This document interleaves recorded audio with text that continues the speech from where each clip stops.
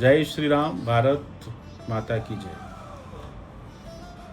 સ્વામિનારાયણના વધતા વિવાદમાં વડતાલના વરિષ્ઠ જે ત્યાંના ગાદીપતિ છે, જે સંતો છે વરિષ્ઠ, એમને બહુ સરસ સ્ટેટમેન્ટો બે આપ્યા અલગ અલગ, ને એમને એમના સંતોને પણ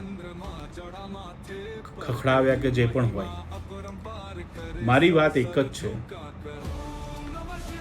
કે દોષી કોણ છે આમાં? દોષી તમારું સ્વામિનારાયણ સંપ્રદાય છે. તમે બધા દોષી છો. દોષી થવાના કારણ એક જ છે અમારા.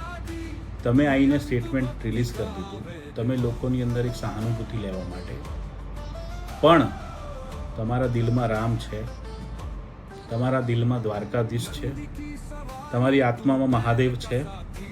તમે પુસ્તકોની અંદર જે વસ્તુ ચિતરી નાખી છે અને જે પુસ્તકોનું જે જ્ઞાન છે એ જ તમારા સંતો મંચોથી જ્ઞાન આપી રહ્યા છે.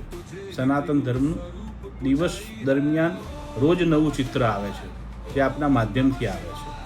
સનાતન ધર્મ માટે જે અપમાનિત શબ્દોનું વર્ણન થયું છે પુસ્તકોના માધ્યમથી થયું છે.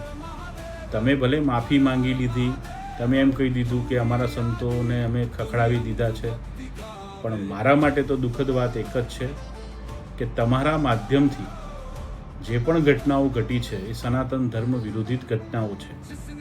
તમે ભલે આજે સમેટી રહ્યા છો, પણ જે પુસ્તકોમાં લખાણ થયા છે એને કોણ મિટાવશે? એ તમારે મિટાવવું પડશે. તમે અમને લિખિતમાં બાહેધરી આપી શકો છો તો લિખિતમાં બાહેધરી આપો અને તમારા પુસ્તકોને નષ્ટ કરો. બીજી વાત, અમારા સનાતન ધર્મના જે પર્વો છે, શિવરાત્રિ છે તો આપણે મહાદેવનું અપમાન પહેલાં જ કરી દીધું છે.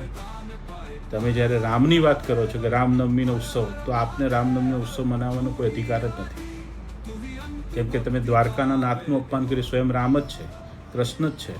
તો તમે જેમ સનાતન ધર્મના દેવી દેવતાઓના ભગવાનોના અપમાન કર્યા છે ને, તો તમારે રામનવમી નહીં, શિવરાત્રિ નહીં, માતાજીના પ્રસંગો નહીં, નવરાત્રિ નહીં, તમારે કોઈ પણ સનાતન ધર્મના પ્રસંગો ઉજવવાનો કોઈ અધિકાર આપને છે જ નહીં. પહેલાં દિલમાં રામ, મનમાં રામ, દિલમાં શિવ, આત્મામાં શિવ અગર તમારામાં છે ને તમે જો રામનવમી પહેલાં 5 તારીખ સુધીમાં તમે લિખિતમાં બાહેધરી આપી દો કે અમારા પુસ્તકો અમે નષ્ટ કરી દઈશું, તો આપ સૌએ રામનવમી મનાવવી. બાકી રામનવમી મનાવવાનો આપને કોઈને અધિકાર છે જ નહીં, કેમ કે તમે એવા વ્યક્તિત્વ, એટલે તમે એવી શક્તિઓનું અપમાન કર્યું છે જેના પ્રસંગો ઉજવવાનો આપને અધિકાર નથી. બીજી વાત, મોગલધામના એક સંત ઉપવાસ પર બેઠા છે, અમે એમને ટેકો આપ્યો છે, અમે સાથે જ છીએ, પણ દુઃખ એ વસ્તુનું છે કે હજી સુધી આપમાંથી કોઈ વ્યક્તિ બોલવા તૈયાર નથી.